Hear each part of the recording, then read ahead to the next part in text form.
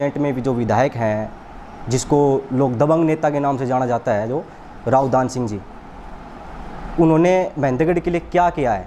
वो समाज सेवी लोग होते हैं जो विशेष समय के लिए, कुछ समय के लिए विधानसभा में आते हैं और एक समाज सेवी का एक रूप धारण कर लेते हैं।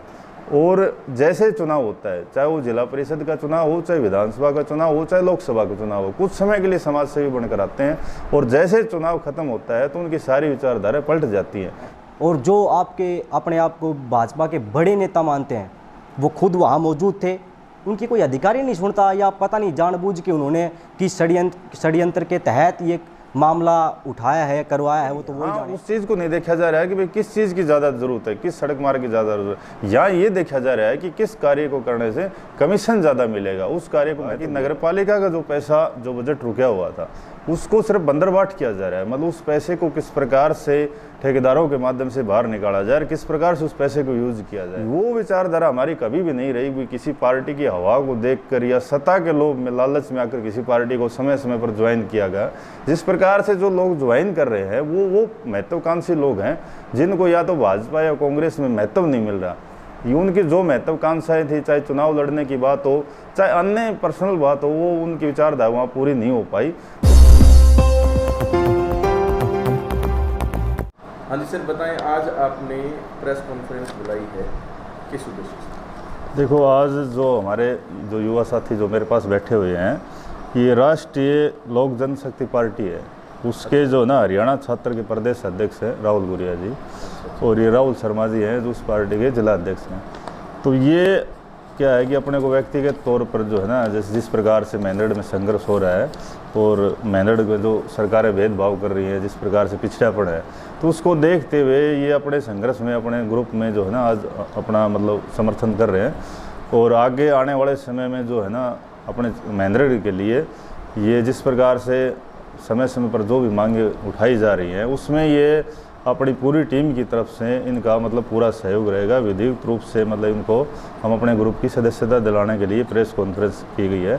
तो इसी कड़ी में जो राहुल गुरिया जी हैं, जो इसके प्रदेश अध्यक्ष हैं, वो भी अपनी बात रखेंगे। जी, आपने कुलदीप जी की जो विचारधारा है, इनके जो ग्रुप की जो विचारधारा है, उसको देखते हुए इनको ज्वाइन किया है। ऐसी क्या विचारधारा है और किस तरह की बातों से प्रभावित होकर आपने ग्रुप ज्वाइन किया? देखो, सबसे पहले तो मैं आपको बताना चाहूँगा कि कुलदीप भाई है, ये मुझे बताने की ज़रूरत नहीं है कि सरताज जनसेवा ग्रुप ने महेंद्रगढ़ हल्के के लिए कितना संघर्ष फिलहाल कर रहे हैं।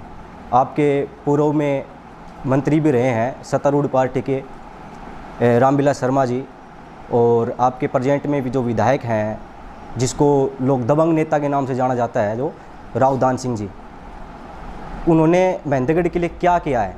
आज देखो सड़कें, मैं नान रोड से चल के महेंद्रगढ़ आया हूँ, आज सड़कें पूरी टूटी पड़ी हैं, खस्ता हालात है।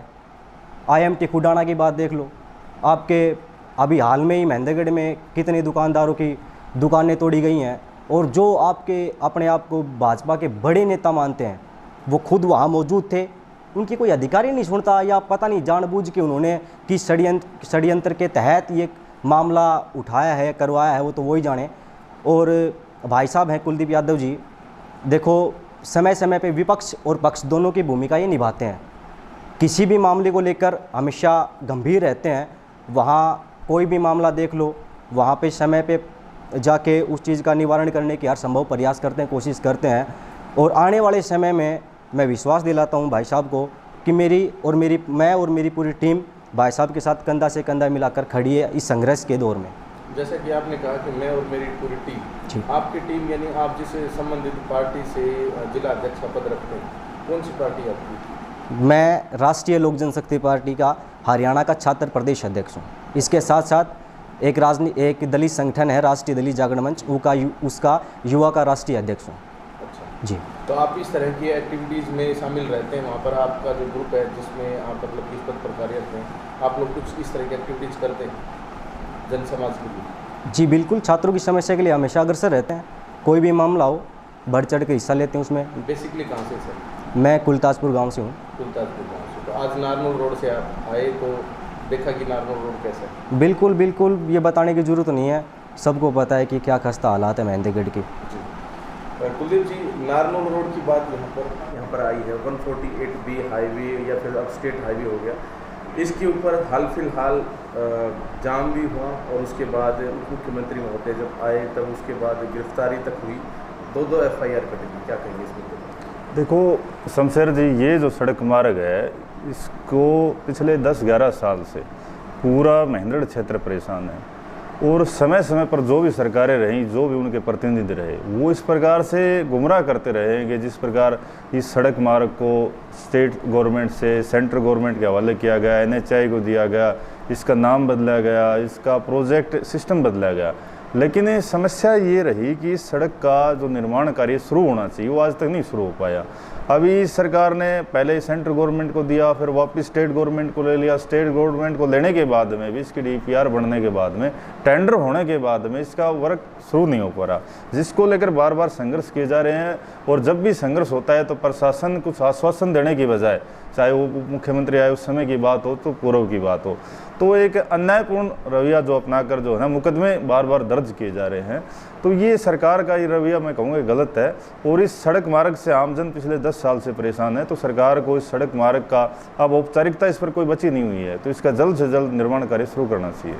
शहर के अंदर बहुत सारे विकास कार्य होने चाहिए, इसी वजह से SDM महोदय जो हैं अभी विकास कार्य करवा भी रहे हैं क्योंकि नगर पालिका उनके अधीन है। लेकिन बातचीत करें कार्य की तो कार्य कुछ ऐसे हो रहे हैं जैसे सौंदर्यीकरण से संबंधित जो बेसिक जो ज़रूरतें हैं वो पूरी ना करके, इस विषय में क्या कहेंगे? और विशेष बात, DC ने अभी 2 दिन पहले ही अगले 6 महीने के अंदर उनकी क्या कार्य योजना रहेगी, उसके अंदर मूल जो मेन जो मतलब उनके टारगेट थे, उद्देश्य थे, उसमें दूसरे नंबर पर ही उन्होंने एक शब्द लिखा, एक लाइन लिखी जिसमें रेलवे रोड को के ऊपर भीड़ भाड़ को कम करना, ये दर्शाया।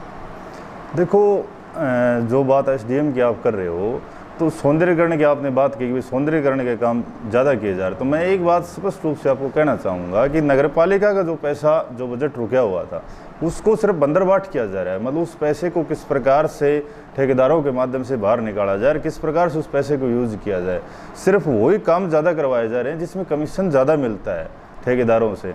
तो ये एक कमीशन खोरी का बड़ा खेल जो है ना नगर पालिका में चला हुआ है। और ये बार बार जैसे सड़कें भी, कहीं पाइपलाइन का भी आपने जैसे दिखाया था कि इतनी छोटी सी पाइपलाइन जो सड़कों के अंदर डाली जा रही है, क्या बरसात के मौसम में आप उसका आकलन कर सकते हो कि उस पाइपलाइन से हमारे महेंद्रगढ़ शहर का जो पानी निकल जाएगा?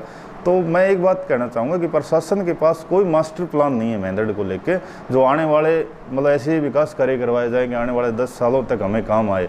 ये तो जो 6 साल का जो बजट था नगर पालिका में, जो नगर पालिका के चेयरमैन व्यक्तिगत कारणों से नहीं लगा पाए, उसको सिर्फ बंदरबाट कुछ कामों में किया जा रहा है और ठेकेदारों के माध्यम से कमीशन खोरी का जो बड़ा खेल है वो महेंद्रगढ़ नगर पालिका में चला हुआ है। डिवाइडर बनना जरूरी है या रोड बनना जरूरी है? नहीं, जरूरी तो देखो कोई भी विकास कार्य होता है तो एक मास्टर प्लान, जैसे मैंने बात शब्द दोहराया कि पहले वो लिया जाता है कि भाई सबसे पहले अगर हमारे पास 50 करोड़ रुपए हैं तो किस प्रोजेक्ट की हमें सबसे ज़्यादा ज़रूरत है। अगर विकास कार्यों की हम बात करें तो मूलभूत सुविधाओं में कोई सबसे पहले आती है तो सड़क मार्ग आता है, क्योंकि जब भी व्यक्ति अपने घर से बाहर निकलता है तो सबसे पहले सड़क पर कदम रखता है, बाकी के जो कार्य हैं वो बाद में होते हैं। लेकिन यहाँ उस चीज़ को नहीं देखा जा रहा है कि भाई किस चीज़ की ज़्यादा ज़रूरत है, किस सड़क मार्ग की ज़्यादा ज़रूरत है। यहाँ ये देखा जा रहा है कि किस कार्य को करने से कमीशन ज़्यादा मिलेगा, उस कार्य को महत्व दिया जा रहा है। मैं पुनः अपने एक सवाल को दोहराऊंगा कि आज से कुछ दिन पहले, परसों की बात है, DC साहब ने कार्य योजना में जो टारगेट रखे हैं उसमें मेंशन किया कि रेलवे रोड की भीड़ भाड़ को कम करना। हाल फिलहाल खोखे भी टूटे हैं, रेलवे रोड पर ही थे, क्या कहेंगे इस विषय? देखो ये जो बयान है ना DC का, इस बयान से और रामविलास शर्मा के और मुख्यमंत्री का जो बयान है वो दोनों एक दूसरे के एंटी हैं। एक तरफ तो सरकार ये आश्वासन दे रही है, सब मुख्यमंत्री ने अपने सोशल मीडिया पे वाल लगाया है कि भाई इनका समाधान किया जाएगा, अधिकारी दुकानदारों को ये कह रहे हैं कि आपका समाधान कराया जाएगा, जबकि DC अपने प्लान में ये कह रहे हैं कि इसको खाली किया जाएगा और इसको ये जो भीड़ भाड़ है इसको कम करी जाएगी। तो इस बात से आप ये अंदाज़ा लगा सकते हो कि सरकार की जो मंशा है वो व्यक्तिगत रूप से इन दुकानदारों के प्रति नहीं है। मतलब इन दुकानदारों को दोबारा से जो बसाने की योजना है वो सरकार की नहीं है। इस बयान से ये अंदाज़ा लगाया जा सकता है। जी अच्छा, एक उप मुख्यमंत्री जी यहाँ पर आए, अनेकों जगह सौगात देकर आते हैं करोड़ों की। यहाँ महेंद्रगढ़ शहर को ऐसा कुछ मिला नहीं और बाकी प्रतिमा का ही सिर्फ अनावरण है। उस समय आप नज़रबंद थे, उसके बाद दूसरे दिन आप सड़क पर भी गए और कहीं ना कहीं ज्ञापन सौंपने जा रहे थे, विरोध तो नहीं था उस समय, गिरफ्तारी भी हुई। मैंने उसी समय किसी से सुना भी कि खून में ही भगत सिंह है। क्या ये सच है कि आप ये सब जो काम है वो सिर्फ सामाजिक बदलाव विकास इसके लिए करना चाहते हैं या फिर कोई राजनीतिक लाभ है? नहीं, इसमें राजनीतिक कोई लाभ नहीं है। जहाँ तक आपने बात कही, हमने जो प्रेस कॉन्फ्रेंस 2 दिन पहले करी थी, उस प्रेस कॉन्फ्रेंस में स्पष्ट रूप से ये कहा गया था कि उप मुख्यमंत्री हमारे मेंढर जिले में आ रहे हैं और उप मुख्यमंत्री से व्यक्तिगत हमारी कोई नाराज़गी नहीं है, नहीं कोई उनसे दुश्मनी है और नहीं हमारी कोई ऐसी कोई विचारधारा है कि भाई सिंगल वन किसी पार्टी में हम काम कर रहे हैं और पार्टी का ऊपर से ये आदेश है कि भाई मुख्यमंत्री का विरोध ही हमने करना है। हमने प्रेस कॉन्फ्रेंस में ये कहा था कि मुख्यमंत्री महेंद्रगढ़ में आ रहे हैं, बहुत अच्छी बात है, वो व्यक्तिगत काम के लिए आ रहे हैं, लेकिन हम ये चाहते हैं कि इसके साथ साथ जो हमारा सब डिपो जो बन के जिसका भवन तैयार है उसका वो शुभारंभ कर जाएं। इसके अलावा जो 148 भी ओल्ड जो सड़क मार्ग है महेंद्रगढ़ नारूर दादरी, इसका वो शिलान्यास कर जाएं और एक रेंजांगला शहीदी स्मारक जो विशेषकर दक्षिण हरियाणा के शहीदों के सैनिकों को इस सरकार ने घोषणा की थी और हमारी इस मातृभूमि से हर सेनाओं में जो ना जवान शहीद होते हैं और रेंजांगला की लड़ाई में हमारे चंद सैनिकों ने चाइना के मतलब हजारों सैनिकों को टक्कर दी थी। तो इस क्षेत्र की ये भावनाएं थी कि रेंजांगला की फाइल बिल्कुल पास होकर एसडीएम साहब के पास आई हुई है, तो हम ये चाहते थे कि भाई उसका शिलान्यास भी ताऊ देवलाल पार्क के साथ साथ कर दिया जाए। ये 3 मुख्य मांगे हमने रखी थी, उसमें हमने ये कहा था अगर ये कर देते हैं तो हमारा कोई विरोध नहीं है, अगर नहीं करते हैं तो फिर हमारा विरोध है। उसके बाद में आपने कहा कि प्रशासन ने नज़रबंद किया गया, तब भी सारा प्रशासन मेरे पास आया था। उन्होंने एक बात पूछी थी कि भाई आपको विरोध करना है या आपको मांग पूरी करवानी है, तो मैंने प्रशासन से ये कहा था, चाहे वो डीएसपी बात हो चाहे उन्होंने मेरी एसपी से महेंद्रगढ़ से बात कराई, मैंने कहा था कि हमारा व्यक्तिगत उनसे कोई विरोध नहीं है। तो उन्होंने कहा कि आप क्या चाहते हैं, तो हमने ये कहा था हम ये चाहते हैं कि ये तीनों मांग है ना ये उप मुख्यमंत्री हमारी पूरी कर दे, हमारा कोई विरोध नहीं रहेगा। लेकिन उन्होंने शाम को हमें ये आश्वासन दिया कि भाई आपकी उप मुख्यमंत्री से बातचीत करवाई जाएगी और आपकी जो मांगे हैं उसके प्रति वो गंभीर है, इनको पूरा करवाया जाएगा। सुबह इसके विपरीत उन्होंने जैसे अधिकारियों के बयान बदलने लगे, क्योंकि एक अधिकारी छोटा अधिकारी ये कह रहा है कि भाई आपको उप मुख्यमंत्री से मिला दिया जाएगा और डीएसपी एक रैंक का अधिकारी ये कह रहा है कि वो प्रयास करेंगे। तो हमने कहा था कि भाई प्रयास का तो मतलब कोई क्लियर शब्द नहीं हुआ। आप उप मुख्यमंत्री जाने के बाद में ये कह दोगे कि भाई मैं तो प्रयास ही करता रह गया, क्योंकि हर बार ऐसा होता है। तब हमने कहा था कि अब हम विरोध करेंगे। तो इसमें कोई राजनीतिक एजेंडा नहीं था और पॉलिटिकल भी कोई एजेंडा नहीं था। पॉलिटिकल एजेंडा नहीं था, लेकिन कई बार ऐसा होता है कि जो इस तरह से एक्टिव जो सामाजिक कार्यकर्ता होते हैं और लास्ट में कहीं ना कहीं विधानसभा की तरफ देखते हैं। और यहाँ अपने शहर की बात करें, विधानसभा क्षेत्र की बात करें, तो 2 बड़े नेता और 2 राष्ट्रीय लेवल की पार्टी है, दोनों का अभी तक यहाँ पर जमावड़ा रहा है। बाकी अब एक तीसरा अल्टरनेट, जैसा कि पंजाब के अंदर आम आदमी पार्टी को मैंडेट पब्लिक ने दिया और वहाँ पर सरकार आम आदमी पार्टी की बनी, अब तीसरा भी एक ग्रुप आ गया कह सकते हैं यहाँ पर। अभी हाल फिलहाल या तो धर्मशाला में आम आदमी पार्टी का फंक्शन हुआ, मतलब कह सकते हैं समारोह हुआ, तो क्या लगता है किसी पार्टी के माध्यम से कोई टिकट लेकर चुनाव लड़ेंगे, नहीं लड़ेंगे आने वाले समय में? देखिए, जो पार्टी का जिसने आपने चर्चा करी, एक तो पार्टी की विचारधारा होती है जो नेशनल लेवल पर विचारधारा होती है, एक अपना जो स्टेट लेवल की होती है, लेकिन हमारे जो मुद्दे हैं वो बिल्कुल क्षेत्रीय है। क्षेत्रीय की मैं बात करूँ तो विधानसभा लेवल के मुद्दे हैं। अगर मैं बात करूं डेवलपमेंट की और अन्य कार्यों की, तो हम केजरीवाल की जो पॉलिसी है उसकी समय समय पर प्रशंसा कर देते हैं कि भाई उन्होंने चाहे हॉस्पिटलों की बात हो या स्कूल एजुकेशन की लाइन की बात हो, अच्छा काम किया है। लेकिन यहाँ बात ये आती है कि जैसे हमारा जिला हेडक्वार्टर का मुद्दा है, ये व्यक्तिगत एक विधानसभा का है, इसका वर्षों से समाधान नहीं हो रहा, या ये मान के चलो कि 150 के आसपास जो महेंद्रगढ़ विधानसभा के आसपास के गांव हैं, इनको पर्टिकुलर जैसे पिछड़ा हुआ रखा गया है। तो ये मांगे अगर कोई पार्टी जैसे मानती है तब उस पर विचार किया जाएगा कि इस पार्टी को ज्वाइन किया जाए या नहीं किया जाए। वो विचारधारा हमारी कभी भी नहीं रही कि किसी पार्टी की हवा को देखकर या सत्ता के लोभ में लालच में आकर किसी पार्टी को समय समय पर ज्वाइन किया गया। जिस प्रकार से जो लोग ज्वाइन कर रहे हैं वो महत्वाकांक्षी लोग हैं जिनको या तो भाजपा या कांग्रेस में महत्व नहीं मिल रहा। ये उनकी जो महत्वाकांक्षाएं थी, चाहे चुनाव लड़ने की बात हो चाहे अन्य पर्सनल बात हो, वो उनकी विचारधारा वहाँ पूरी नहीं हो पाई।